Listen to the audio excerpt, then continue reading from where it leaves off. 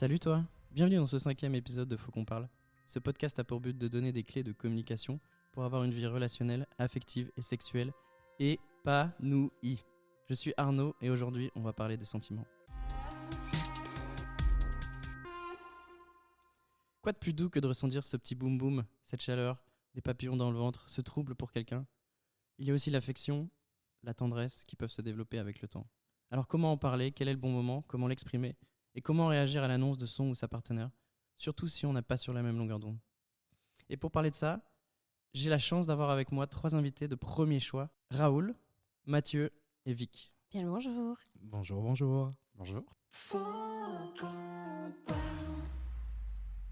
Alors, est-ce que vous pourriez, chacun à votre tour, me donner la raison pour laquelle vous êtes là aujourd'hui ? Mathieu ? Je suis venu parce qu'en fait, avant, j'avais énormément de difficultés à parler de mes sentiments et j'ai réussi à surmonter ça et c'est devenu quelque chose de très très facile et avec lequel je suis hyper à l'aise. Raoul ? Moi, l'expression des sentiments, c'est toujours été quelque chose de très compliqué. Et très vite, j'ai commencé à écrire des lettres aux personnes avec qui j'avais des forts sentiments passagers, genre une engueulade.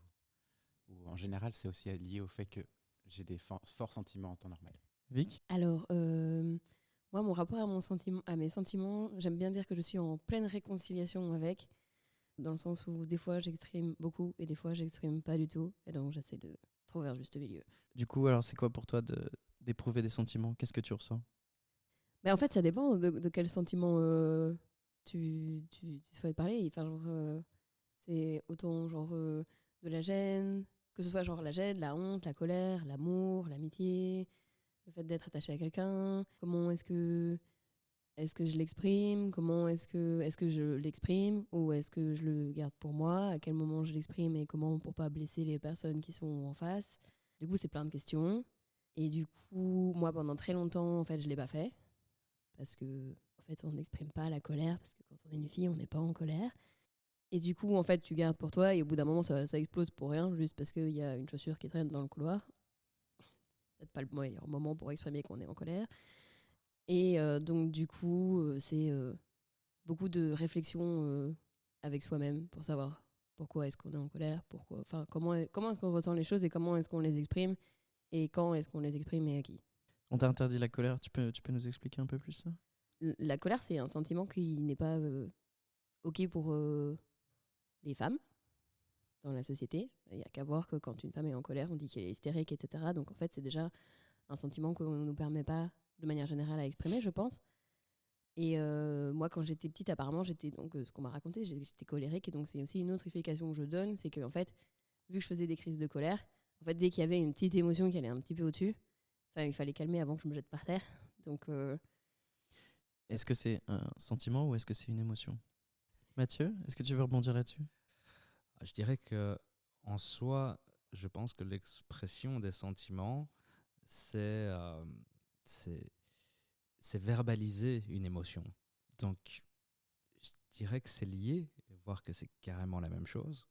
C'est juste une façon de le ressentir, de pouvoir le donner aux autres et de se le donner à soi-même, une sorte de définition des émotions qu'on ressent. Et est-ce que c'est facile pour toi d'exprimer ça ? Pour moi, c'est très facile, mais je reviens de très très loin.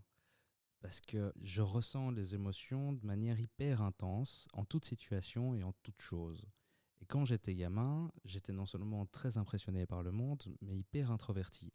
Et donc je n'ai jamais su exprimer correctement ce que je ressentais, parce que j'arrivais même pas à me l'expliquer moi-même. Et puis de toute façon, c'était trop d'informations, je savais pas le faire. Et petit à petit, j'ai réussi à en sortir simplement en développant une sorte de confiance en moi. En fait, je me suis attardé, je suis revenu à moi-même avant de pouvoir l'exprimer aux autres. J'ai voulu d'abord me sentir à l'aise avec mes émotions, les prendre en pleine tronche parfois, avant de les exprimer. Et puis, une fois que j'allais les définir pour moi, là, j'ai commencé à pouvoir les exprimer aux autres. Donc voilà, aujourd'hui, c'est devenu beaucoup plus facile. Raoul, est-ce que tu veux nous parler de l'expression de tes sentiments ? Pour moi, les sentiments, c'est vraiment quelque chose de... Les sentiments ou les émotions, c'est quelque chose de très compliqué. Comme disait Mathieu, quand j'étais petit, j'étais un peu introverti. C'était un peu compliqué, mais à plus de ça, il y a toujours eu la peur de faire mal aux autres. Et donc tout ce qui était sentiment de colère, de mécontentement, de malaise, c'est plutôt plus des choses que je garde pour moi. Soit j'arrive à l'exprimer en l'écrivant, et ça passe relativement bien. Soit je continue à le garder en moi et ça finit par exploser et c'est relativement violent. Et qu'est-ce qui se passe par rapport à tes sentiments amoureux? Est-ce que c'est facile pour toi de les exprimer à la personne pour qui t'as un crush, par exemple? Ça dépend lesquels. Si c'est quelque chose qui va être sympathique pour l'autre, qui va être joyeux, oui. Et encore, tout est relatif, parce que si j'ai l'impression de me jeter du haut d'une falaise, ça va être plus compliqué. Si je me sens bien avec la personne, j'aurai aucun souci à exprimer mes sentiments positifs. Mais à partir du moment où il va y avoir une petite anicroche ou des trucs comme ça, ben, c'est foutu. Je vais avoir du mal à l'exprimer. Et donc maintenant, soit j'écris, soit à un moment donné, je deviens très bureaucratique et je donne des rendez-vous et je parle de contrat, je parle de ceci, je parle de ça. En fait, j'objective énormément et je me mets extrêmement à distance pendant un court laps de temps, le temps d'avoir une discussion et de pouvoir exprimer ce que j'ai à exprimer. T'as déjà fait signer un contrat à ton ou à ta partenaire? Un contrat signé? Jamais matériellement. Donc ça reste envisageable. Et toi, Mathieu, est-ce que t'es déjà allé jusqu'à cette Pour exprimer un sentiment amoureux, depuis que, on va dire que je suis à l'aise avec ça, exprimer de l'amour est la chose la plus facile en soi. J'ai quitté une sorte de jeu de séduction malsain qui est de garder ses sentiments. En tout cas, c'est comme ça que j'ai été éduqué, que pour séduire quelqu'un, il fallait pas lui dire ou laisser tarder les choses. Exprimer le sentiment amoureux reste quand même quelque chose de très très facile, même si donc je viens de rencontrer quelqu'un, parce que j'ai pas peur, j'ai plus peur en fait de savoir si il ou elle sera d'accord ou pas d'accord avec ça, ou surtout en fait une de mes plus grandes peurs c'était de comment est-ce qu'il allait interpréter l'expression de mes sentiments, parce que je dis facilement aux gens que je les aime, mais il n'y a pas de connotation amoureuse forcément derrière, ça peut être simplement je t'aime bien. J'aime bien passer du temps avec toi, j'aime bien ta compagnie, et c'est pas parce que j'ai envie de quelque chose de toi, c'est pas parce que j'attends quelque chose de toi, je m'en fiche, je te donne mon sentiment et ça s'arrête là. Ça c'est une chose. Après il y a un autre sentiment qui est quand même qui a été très difficile pour moi à recevoir pour le coup, c'est le sentiment amoureux. On appelle ça de la philophobie. C'est avoir peur d'aimer et avoir peur d'être aimé. J'ai donc pu soigner facilement d'aimer quelqu'un et de ne pas avoir peur que ça soit mal perçu. Par contre, ça a été beaucoup plus long d'accepter d'être aimé et de recevoir l'amour de quelqu'un, parce que pour moi, ça m'engageait dans une implication qui était plus difficile à gérer émotionnellement. Et toi, Vic, c'est plus facile pour toi d'exprimer ton sentiment amoureux ou de le recevoir? Eh ben, du coup, je te rejoins assez bien sur ce que tu viens de dire. Moi, j'ai du mal à le recevoir, mais alors le donner, moi, c'est très simple, hein. Moi, je suis amoureux de tout le monde. Ça règle les problèmes assez facilement. Du coup, je déclare mon amour assez facilement à tout le monde. Et aussi du fait que je pars du principe qu'en fait, le sentiment amoureux, c'est pas être amoureux, être en couple, etc. En fait, pour moi, l'amitié est un sentiment amoureux aussi. C'est juste que chaque relation est différente. Donc, en fait, mon attachement aux personnes est différent en fonction de la personne. Et du coup, il va y avoir des personnes avec qui je serai plus fusionnelle, des personnes avec qui je le serai moins, des personnes avec qui je serai plus tactile et des personnes avec qui je le serai moins. Et du coup, la manière d'exprimer mon amour va dépendre de la personne qui est en face de moi. Mais de toute manière, peu importe comment je l'exprime, j'aime les gens. Mais le recevoir, par contre, c'est plus compliqué. Pourquoi? Je ne sais pas. Peut-être, je pense que c'est clairement un manque d'estime de moi, du coup. Et que, donc, en fait, tant que tu t'aimes pas toi-même, tu as du mal à accepter que les gens t'aiment, je crois. C'est un peu en mode pourquoi tu m'aimes, toi? Tu n'as pas vu tous les défauts? Tu me mens, je le sais. Et donc, je travaille là-dessus. Est-ce que c'est plus facile pour toi de recevoir si c'est par texte, par lettre ou par email ou par SMS? Bah écoute, je ne sais pas. Parce que je t'avoue que je reçois rarement des lettres d'admiratrices pour déclarer. Ça se perd trop. Je pense qu'il faudrait qu'on renvoie plus de cartes postales. En plus, ça laisse des traces sympas. On peut les mettre sur le frigo. Du coup, je ne sais pas trop parce que je n'en reçois pas. Je reçois beaucoup de déclarations d'amour orales. J'apprends à les recevoir. Et toi, Raoul, est-ce que tu reçois des lettres enflammées? Les seules fois où j'ai reçu des lettres, c'était plus c'était enflammé, effectivement, c'était plus des sentiments négatifs, c'était plutôt les réponses à mes lettres à moi ou ce genre de choses. Mais oui, c'était enflammé, effectivement, parfois. Mathieu, quand tu t'exprimes sur tes sentiments à quelqu'un, est-ce que il y a tout un processus? Est-ce que tu prépares la personne? Non. En- C'est vrai, non, pas du tout. Non, parce qu'en fait, justement, dans l'apprentissage de l'expression de mes sentiments et de savoir les accueillir pour moi ou pour les autres, je me suis rendu compte qu'en fait, j'étais pas responsable de leurs réactions et de ce qu'ils ressentaient. Et donc à ce moment-là, ça tient pas de ma responsabilité non plus de mettre des formes ou d'anticiper ou ce qu'ils vont ressentir ou comment est-ce qu'ils vont réagir. Parce que je trouve au final que si on essaye d'anticiper les choses, on tronque un peu le jeu, on tronque la vérité et on essaye d'entourer, d'englober ça dans tout un truc qui ne fait que compliquer en fait les sentiments. C'est plus simple de dire simplement à quelqu'un je t'aime bien plutôt que de lui dire je t'aime bien oui mais attends parce que pas pour ça mais sinon et là ça devient trop compliqué, même l'autre il se perd, toi tu te perds et puis au final plus personne sait ce qu'il ressent. Donc non, je prépare pas l'autre. Et je t'avoue que je me prépare même plus moi-même. Parfois ça sort tout seul. Et voilà, et après l'autre il réagit comme il réagit. S'il réagit bien, bah c'est cool. On va surtout passer un ou des bons moments. Si l'autre réagit mal, bah, c'est pas de ma faute.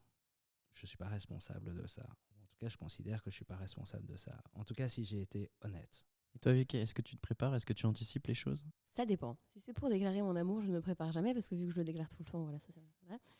Du coup, vu comme je le disais tantôt, il y a des moments où genre vraiment j'ai du mal à exprimer en fait mes sentiments et en fait du coup je les ressens mais je les comprends pas.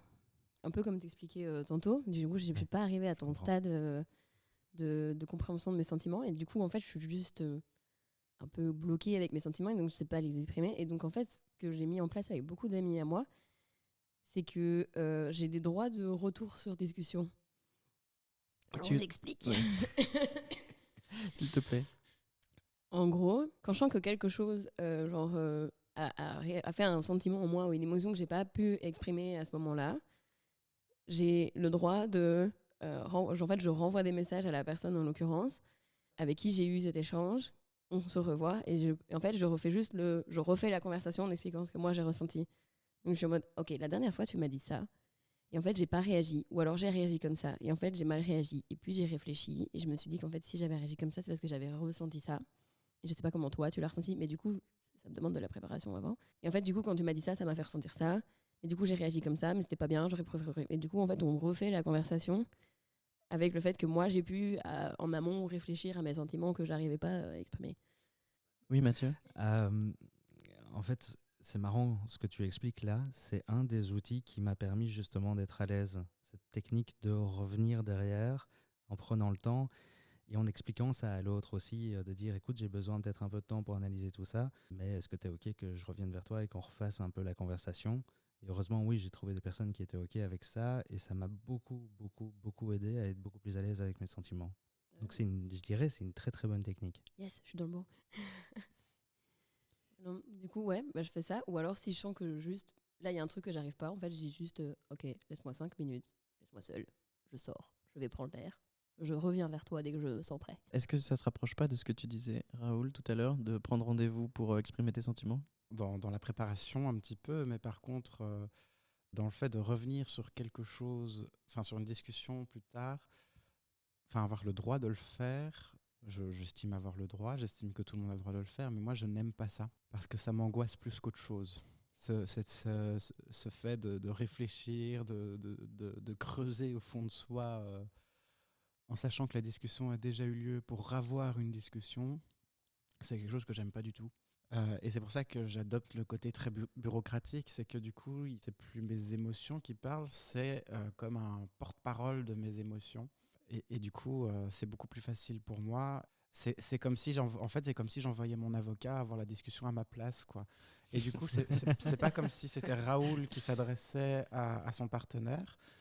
C'est l'avocat qui s'adresse au partenaire de Raoul de telle manière à ce que les informations passent, qu'il y ait une discussion, mais que les émotions de Raoul restent bien à l'abri. Si j'ai bien compris, du coup, en gros, c'est genre. En fait, il y a deux Raoul. En fait, pour te protéger, un peu, je me permets de te psychanalyser comptoir. Du coup, c'est un peu genre, pour te protéger de tes émotions, en fait, tu envoies un deuxième toi Ouais. qui peut genre, se ramasser des claques, mais c'est pas grave parce que ton toit, il reste derrière et dans les gradins, en mode genre, Si, moi. si on prend une autre image, j'en vois Raoul en armure, quoi. Et moi, ça me permet de ressortir de là en étant plus ou moins à l'aise, même si les discussions amènent à quelque chose de positif. La forte expression de sentiments, c'est toujours quelque chose avec lequel j'ai eu beaucoup de mal. Donc, en fait, ça me permet de pouvoir, une fois que j'ai renvoyé l'avocat ou retiré l'armure, reprendre là où on en était et en prenant en compte la discussion. Et alors, comment tu fais pour te préparer pour recevoir l'information?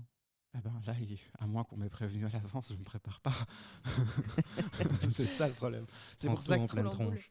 c'est pour ça que en soi, j'aime pas le fait d'avoir le droit de répondre plus tard, d'avoir le droit d'y réfléchir et de revenir dessus. C'est pour ça que je trouve qu'il est extrêmement intéressant aussi. C'est à partir du moment où je reçois, il faut que Raoul et son avocat se préparent pour la discussion suivante. Donc oui, Est-ce que c'est plus facile avec l'amitié ou avec l'amour pour toi, Raoul? c'est au même niveau. C'est normal, c'est le même sentiment. Est-ce que tu peux nous expliquer ça avec... Je vais arriver avec mes grands sabots et mes grands concepts. L'amour et l'amitié, c'est des constructions sociales. En fait, le seul sentiment qu'on a, vraiment, c'est le sentiment d'attachement. Et en fait, c'est ce qu'on met derrière l'amour et derrière l'amitié qui est différent.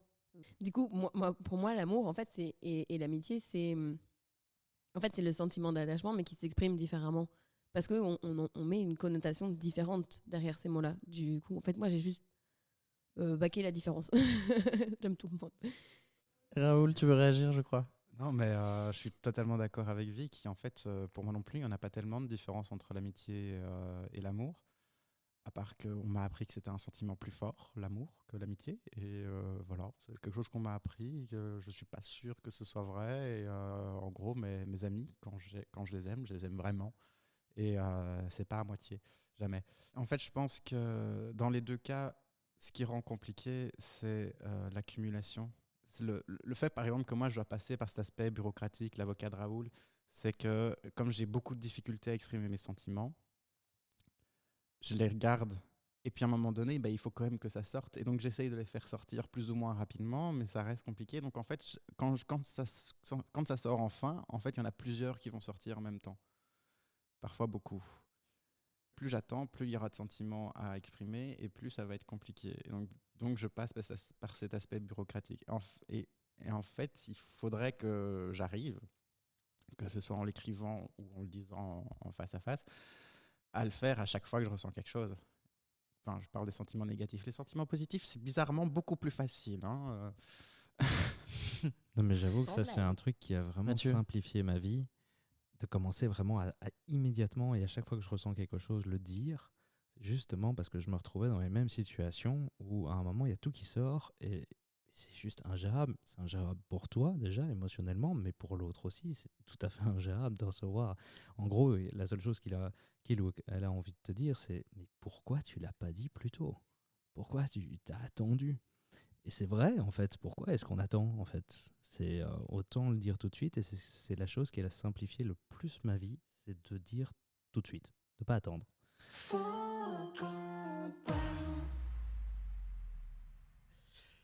Mathieu, Oui. euh, quand tu reçois une déclaration de sentiments, Ouais. comment est-ce que tu réagis? Comment ça t'est déjà arrivé de réagir? Euh, ça, c'est une bonne question. Comment est-ce que je réagis quand quelqu'un dit qu'il m'aime? Généralement, il y aura toujours le syndrome de l'imposteur qui va se pointer et qui va dire Eh, attends, c'est peut-être fake tout ça. Le syndrome de l'imposteur et les peurs, on s'en débarrasse pas. C'est pas un truc exprimer ses sentiments, c'est pas se débarrasser de sa peur. Ça n'existe pas, ça. Ces peurs, on les a et elles sont comme ça. C'est comment est-ce qu'on va les gérer qu'on peut apprendre. Et donc, au fur et à mesure, j'ai appris à l'accueillir avec plus de calme et de sérénité, en me disant juste exactement l'inverse. Et en me disant, ah, mais pourquoi pas? Et pourquoi ça serait pas juste super cool, en fait? Et donc, voilà, dans un premier temps, je me suis un peu forcé à me répéter cette phrase, de me dire, non, mais en fait, c'est cool. Au lieu de me dire, non, mais tu le mérites pas. Et petit à petit, c'est devenu un réflexe. Et donc, je l'accueille un peu, beaucoup plus facilement qu'avant. Est-ce que tu peux définir pour nous le syndrome de l'imposteur? Le syndrome de l'imposteur, c'est un sentiment qui ressort de la construction de ton ego, qui est persuadé, mais profondément ancré. Donc, c'est pas une pensée que tu as, c'est quelque chose, c'est une véritable émotion qui va s'exprimer en te persuadant toi-même que tu es nul, que tu ne mérites pas ce qui t'arrive, que tout ce qui va t'arriver de bien n'est pas de ton fait. C'est du hasard, c'est juste de la chance, ou plein d'autres choses comme ça, mais sûrement pas parce que tu es méritant. Est-ce que c'était déjà arrivé, Vic? Le syndrome de Syndrome de l'imposteur, quand tu reçois des sentiments? un grand habitué. Après, ça dépend quel sentiment tu reçois. Enfin, moi, si quelqu'un s'énerve sur moi, je suis tout à fait d'accord. Le fait qu'on s'énerve sur moi, je suis bourrée de défauts et donc je comprends. Et du coup, pour le coup, je suis pas vraiment la personne qui communique le mieux, donc c'est ok. Si je reçois une grande déclaration d'amour, mon cerveau il déphase. Il y a une partie qui est en mode oh trop bien on m'aime, il y a enfin quelqu'un qui m'aime, ça y est on y est, c'est parti. Et il y a une autre cerveau qui fait non mais il est pas bien lui, ou elle, genre ça va pas dans sa tête, il m'a regardé ou pas. Et toi, Raoul, quand tu reçois, est-ce que c'était déjà arrivé le syndrome de l'imposteur? Le syndrome de l'imposteur, je pense pas. Par contre, une grande envie de fuir, ça m'est arrivé. T'as déjà fui? T'es déjà physiquement parti en courant? Non. Pas physiquement. Je suis fragile, je ne sais pas faire ça. Tu fouilles mais désolée, je reviens là-dessus. Oui, Oui. Quoi tu Mais non, fous. mais du coup, Je vais en prendre pour pourquoi mon grade. non mais du coup est-ce que c'est parce que tu veux pas recevoir les sentiments? Est-ce que c'est parce que tu as peur de les recevoir? Est-ce que enfin, genre je sais pas.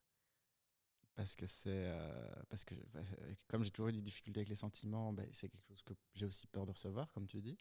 Mais aussi quand c'est totalement inattendu ou que c'est pas partagé. Comme j'ai du mal à exprimer mes émotions toujours, je fais comment pour lui dire que c'est pas réciproque ou que juste je m'y attendais pas et que je sais pas à quoi répondre.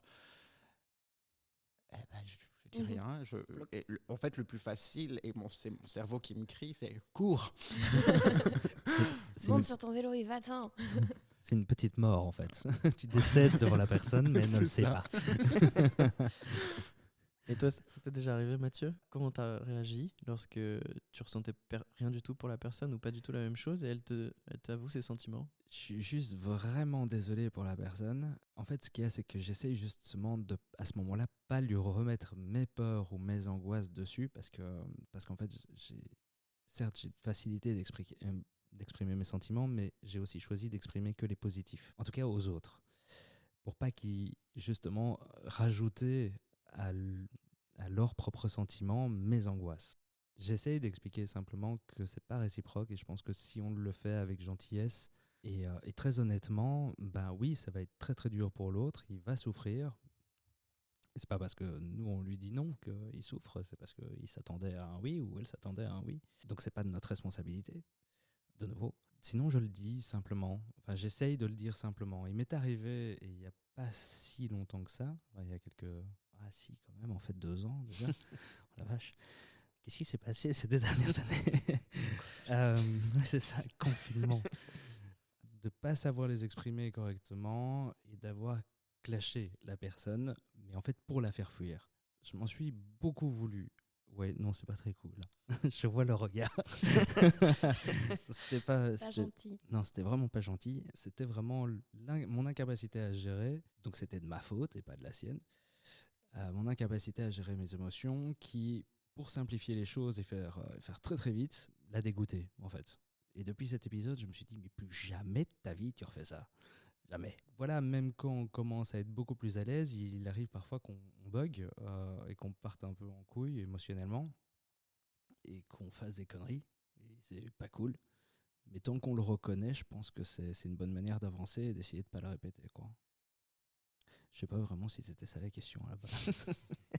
Tu disais, tu parles jamais de sentiments négatifs aux autres. Oui. J'évite de rajouter une charge mentale sur les autres. Je pense que chacun a déjà beaucoup de choses à gérer dans sa vie, certains beaucoup plus que d'autres. Suivez mon regard vers les femmes qui ont beaucoup plus grande charge mentale dans notre société. Est-ce que tu peux définir charge mentale? Charge mentale, c'est une quantité de choses à laquelle tu dois penser. Ça va aller de la liste de courses à qu'est-ce que tu dois faire pour un tel, qu'est-ce que tu dois faire pour le travail, pour les enfants, pour ceux qui en ont, qu'est-ce que les autres ressentent. Enfin, la charge mentale, elle va être très individuelle parce que ça va être toi, qu'est-ce que tu mets dans ta to-do list quotidienne ou dans ta charge mentale. Oui, je trouve pas de synonyme de ce que tu dois faire. Qu'est-ce que tu dois faire? Et il y en a qui en mettent beaucoup plus que d'autres. Et donc, j'ai pas envie de rajouter mes sentiments, j'ai pas envie que ça soit une charge pour les autres. Donc, je préfère leur dire, mais je préfère pas leur dire non plus tout ce qui est compliqué pour moi à gérer, parce que je veux pas qu'ils le prennent pour eux. Ça arrive que je dise, là, j'ai du mal à gérer, mais j'ai du mal à gérer pour moi. Et alors là, je le dis que c'est pour moi. J'insiste sur le fait que c'est pas de la faute de quelqu'un. Est-ce que c'était déjà arrivé que quelqu'un te charge de ses sentiments? Oui, je pense que ça, c'est involontaire de la part des gens. De nouveau, dès l'enfance, on ne nous invite pas à nous exprimer. C'est pour ça qu'on a tous un peu un problème avec ça. On ne nous éduque pas à l'expression des sentiments. On nous dit que sois gentil avec le monsieur ou la madame, sois poli, mais on ne nous dit pas dis-lui ce que tu penses. Il y a aucun, j'ai jamais vu un parent qui a dit à son gosse dis ce que tu penses à madame. Donc en fait, on enfouit vite ça et au final, chacun se démerde avec ce qu'il a et avec son caractère et comment il le développe avec le temps. Oui, Raoul. En fait, il y a peut-être quelque chose que je comprends pas trop, mais quand tu dis tu n'exprimes pas tes sentiments négatifs, est-ce que tu n'exprimes pas ce que tu ressens au fond de toi par rapport à toi, ou tu n'exprimes pas quand, par exemple, il se passe quelque chose, il se passe mal quelque chose dans ton couple et qu'il faut en discuter, que du Ah coup non, tu te sens non. mal et qu'il faut en discuter? Non, si, parler de ce qui va pas, parler de toutes les choses négatives, si, bien sûr, parce que tu peux pas juste sélectionner et parler que du positif, ça c'est pas possible. Non, oui, en effet, je me suis peut-être mal exprimé. Je parle de tout ce qui ne va pas. J'essaie juste de le faire avec tout le temps de la gentillesse et de la bienveillance. Tout le temps, tout le temps, tout le temps. Donc par exemple, quand tu rentres du travail en voiture, tu es resté coincé dans les bouchons, tu es en colère, tu le fais pas ressentir à l'autre, c'est ça que tu veux dire? Par exemple, oui. Je veux pas que. Oui, c'est pas mauvais comme exemple. Je veux pas que l'autre soit responsable de ma mauvaise journée. Au pire, je dis à l'autre bah, j'ai besoin de 5 minutes, ou j'ai besoin de 10 minutes, ou un quart d'heure, ou une heure, ou je vais aller marcher. T'inquiète pas, c'est pas de ta faute. C'est juste que j'ai besoin d'un petit peu de temps. Vic, tu disais tout à l'heure, c'est difficile pour toi d'exprimer tes sentiments. Est-ce que ça t'est déjà arrivé de ne pas exprimer tes sentiments pour quelqu'un et de t'en vouloir après? Ça a dû très certainement m'arriver avant que je décide de déclarer mon amour à tout le monde. Bêtement, je pense que si on n'exprime pas ses sentiments ou son attachement, en tout cas envers certaines personnes, c'est parce qu'on a peur d'être blessé. On a peur que la personne fuit. Alors que, en fait, des fois, en fait, on exprime nos sentiments et les personnes en face de moi ont certainement exprimé leurs sentiments juste parce qu'elles avaient envie de me le dire sans attendre quelque chose en retour. Et que du coup, moi, j'ai juste dû paniquer en mode ah mon Dieu Seigneur, c'est maintenant qu'il faut exprimer les sentiments, je vais partir. Petit monologue en arrière. Et Une fuite en avant? ou une fuite en avant. Non, parce que souvent, la personne, quand elle te parle, elle est devant toi, donc tu recules discrètement. Donc ça, c'est une fuite physique, Ouais. contrairement à Raoul. Je pense que dans ma vie, il y a déjà des moments où j'ai dû partir en monologue. Enfin, en une espèce de monologue, tu vois.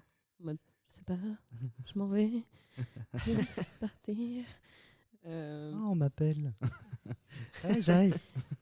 Est-ce que, Raoul, c'est important d'exprimer ses sentiments? Oui, parce que sinon, on est dans... En fait, quand on partage quelque chose avec quelqu'un, si on ne partage pas nos sentiments avec cette personne, l'autre ne sait pas où on en est dans ce partage. Et en fait, on reste sur des non-dits. S'il y a des choses s'il y a des choses qui se passent mal, ça peut aussi être pesant de juste pas ressentir le sentiment de l'autre, le sentiment d'amour ou d'amitié de l'autre. Est-ce qu'on risque pas de passer à côté de quelque chose si on n'exprime pas ses sentiments? Ah si, moi Mathieu. je pense. Ouais, Mathieu, ouais. C'est moi. Bonjour. Vous êtes qui? On fait quoi ici? Ah oui, si, on passe complètement à côté de, je dirais, 100% de notre vie si on n'exprime pas nos sentiments et si on peut pas les ressentir pour soi-même. Dans ces sentiments qui sont parfois durs à exprimer, ben, il y a les plus beaux. Et je pars du principe que la seule chose dont on se souvient réellement, c'est des sentiments. C'est des émotions qu'on a vécues. On ne se souvient pas de comment était habillé un tel ou comment on était habillé. On ne se souvient pas de qu'est-ce qu'on avait matériellement ou pas à l'époque. Mais par contre, on se souvient de tous les sentiments. On se souvient si on était en colère. On se souvient si on était heureux. Si les autres étaient heureux, ça aussi, on se souvient des émotions et des sentiments des autres. Et donc, si on ne l'exprime pas, bah, on passe à côté de la vie au final. Vic, qu'est-ce que tu en penses? Est-ce que tu veux rebondir J'allais là-dessus? j'allais dire, moi, ça m'est déjà arrivé du coup de ne pas exprimer, par exemple, plus jeune, ce que je ressentais. Et en fait, j'ai repris contact avec les personnes pour leur dire, genre 10 ans, 15 ans plus 10 tard. ans après. Ouais, ça m'est arrivé. Tu sais, c'est ce truc sur Facebook, je sais pas, il y a des moments, il y a des algorithmes, et alors ils te ressortent une personne que, en fait, t'adorerais avant et que tu lui as jamais exprimé. Et t'es là. Mais en fait, ça fait 10 ans qu'on s'est pas parlé. Mais que devient cette personne? Et en fait, on s'entendait tellement bien, et nos chemins se sont séparés, mais je lui ai jamais dit que je l'aimais. Du coup, je renvoie un petit message, elle a rien à voir, en mode salut, j'ai vu ton mot sur mon mur qui a défilé, genre comme ça. Qu'est-ce que tu deviens? Est-ce que tu veux aller boire un café? Eh ben, du coup, j'ai retrouvé, du coup, j'ai rencontré plein de gens et j'ai pu leur dire à quel point je les aimais. Et maintenant, tu les contactes et tu les vois tout le temps. Ah ouais, moi, je suis partie du principe que bon, c'est pas grave. Au pire, la personne me dit bah non, d'où tu sors? C'est pas grave. T'es qui? C'est pas grave, je veux pas mourir parce qu'on me dit non. Je tente et si on me dit non, bah tant pis. De proposer d'aller boire un café, c'est pas. Du coup, je me dis, bah en fait, je sais pas, tu vois, ça se trouve, en fait, cette personne, je m'entendais trop bien avec. Et en fait, on a juste nos chemins sont séparés. Et en fait, ça se trouve, on s'aimera toujours autant quand on se retrouvera. Et donc, pourquoi pas juste aller boire un café pour voir un peu et se raconter nos vies. Et bah, du coup, j'ai fait ça plusieurs fois et ça marche bien. Vic, est-ce qu'il y a des alternatives à exprimer ses sentiments à l'oral? Oui, comme Raoul le disait tantôt, tu peux mettre tes sentiments par écrit. Et j'allais dire faire une chanson, mais du coup, c'est à l'oral aussi. C'était déjà arrivé de faire une chanson? Absolument pas. Absolument pas. Je C'était chante déjà- très mal. Je ne chante que au karaoké à 3h du matin quand plus personne ne se rend compte que je chante mal. C'était déjà arrivé d'écrire une lettre enflammée? Non, ça m'est jamais arrivé d'écrire une lettre enflammée. Mais ça m'est déjà arrivé d'écrire, pas forcément pour le communiquer après, mais des moments où je me sentais pas bien. Et du coup, en fait, j'ai réécrit la conversation de ce que je me souvenais pour voir en fait à quel moment je me sentais pas bien et pourquoi. Ça, c'est. Je sais pas si c'est une mode technique ou pas, mais en tout cas, ça a marché pour moi. Je sais pas s'il y a d'autres moyens d'écrire. Si, tu peux faire des trucs de danse et tout Pour exprimer des pour sentiments. exprimer tes sentiments. Oui, bah Ouais. oui. Ouais, C'était ça- déjà arrivé, Mathieu, par la Non, danse? Pas du tout. Alors là, vraiment pas du tout. Moi, Fais que c'est causer. Dans un club. chanteur, danseur, ça c'est des trucs qui n'ont pas été cochés dans ma checklist humaine. Donc ça, je sais pas faire. Non, des autres façons d'exprimer les sentiments, j'en vois pas beaucoup en fait. Je crois que la meilleure des alternatives, c'est en effet l'écriture.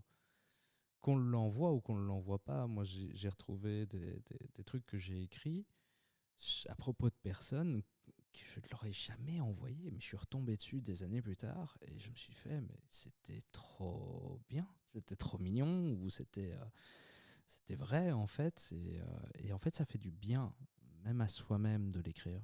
Tu veux réagir, Raoul? Moi, j'ai un petit truc en plus, c'est que mes sentiments d'amour et d'amitié s'expriment fortement physiquement. Du coup, avec mes amis, je fais beaucoup de câlins. Avec mes partenaires, beaucoup de câlins, beaucoup de bisous. Et c'est très cuculapraline. Pour moi, en fait, bien avant la lettre, c'est le moyen le plus facile pour moi d'exprimer mes sentiments. C'est de le faire ressentir. Tu veux réagir, Vic? Oui, en fait, là, je suis en train de me rendre compte que je pense que j'avais pas compris la question. C'est pas grave. Il est pas trop tard, dis-nous. Mais du coup, je rejoins à fond ce que Raoul vient de dire, dans le sens où tu peux faire à manger pour la personne, tu peux aller la chercher après son boulot. En fait, il y a plein mais de. moi non plus, j'avais pas compris. la Mais tu question. vois, on n'avait pas compris la question. Voilà, on est fatigué. Du coup, oui, c'est ce que je voulais dire aussi tantôt, mais j'ai oublié, c'est que moi, j'ai pas forcément besoin qu'on me dise je t'aime, mais j'ai besoin qu'on on vienne me chercher le soir après le boulot quand il fait noir et que j'ai pas envie de marcher seule. Par exemple, des fois, je rentre chez moi et qu'en fait, on m'a laissé un repas, que mes colocs m'ont laissé à manger dans le frigo en me disant on a fait un truc que t'aimais bien et du coup, rien que pour toi, mais en fait, t'étais pas là, donc on l'a laissé dans le frigo.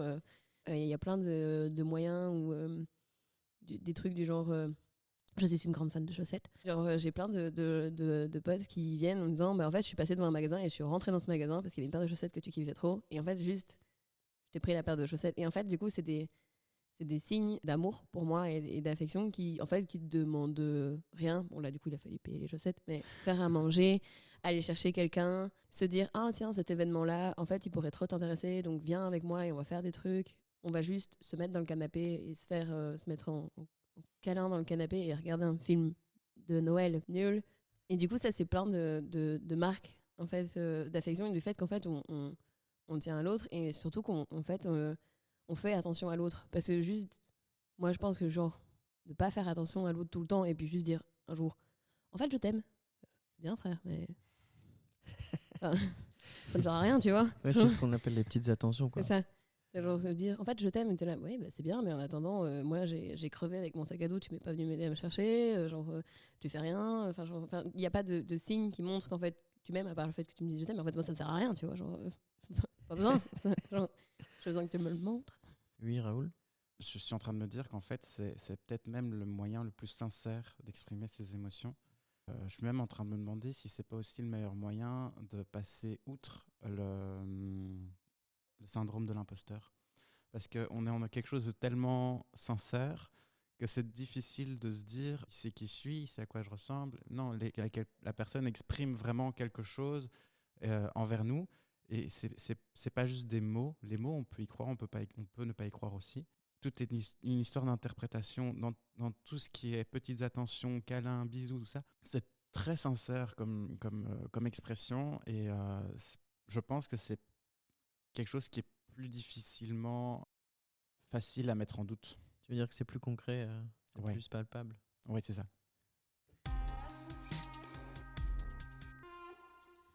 Mathieu, qu'est-ce que tu retiens de cet échange aujourd'hui ? Ce que je retiens, c'est un peu mon expérience personnelle, mais je l'entends autour de moi. C'est ça qui est assez marrant. C'est que c'est pas facile. C'est pas facile de ressentir, c'est pas facile de recevoir, c'est pas facile d'aimer, c'est pas facile de détester d'ailleurs non plus. Mais que ça en vaut vraiment la peine.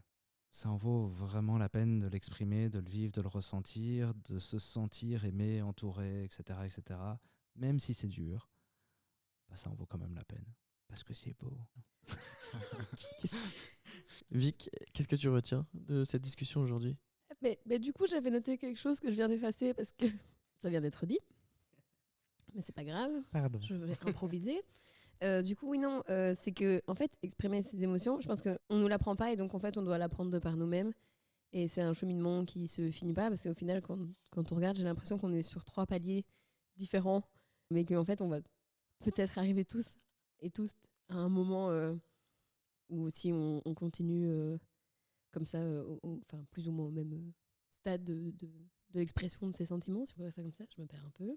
Mais que du coup, c'est pas facile et que c'est pas facile parce qu'en fait, on nous l'apprend pas.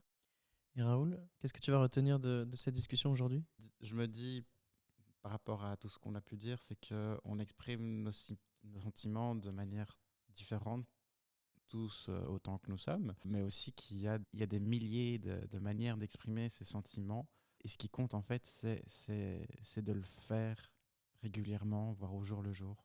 Merci beaucoup pour cet échange, Vic. Avec Merci plaisir. beaucoup, Merci. Mathieu. Merci beaucoup, Raoul. Avec plaisir. Évidemment, on n'a pas toutes les réponses et c'est le but. La discussion reste ouverte et c'est ça qui est cool.